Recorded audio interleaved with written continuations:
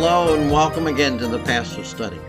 Today is the third warning from chapter 23 of Proverbs that Solomon is giving us. Here he is telling us to steer clear of those who are selfish, those who have selfish ambitions. He says, don't eat the bread of the selfish man. He says, that individual who's all about them. He says, don't sit down, don't be comfortable with them, don't share with them, don't eat their meals.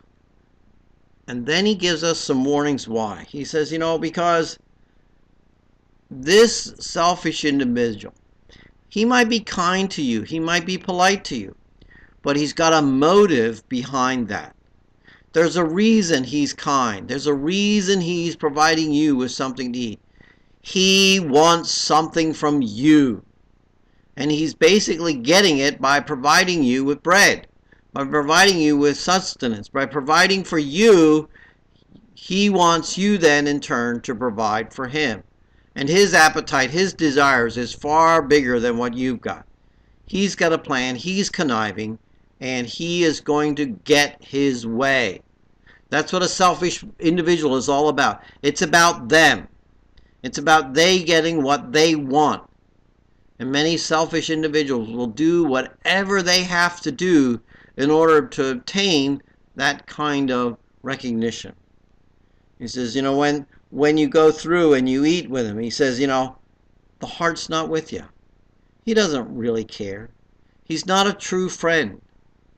Motivated by selfishness, motivated by what they get. Sometimes it's as simple as getting information out of us. They want to have that information over us so that in the end they feel the power. They feel the control. They feel they know something about you that you don't know about them. When you sit down and you think you have a person that's a friend, if you find that in those conversations they don't share anything about their life, they don't share anything about their struggles or their challenges or their failings, if they're calling upon you to share yours, that should send warning bells into your ears, and you should be running. Because then they're just a selfish individual who wants control.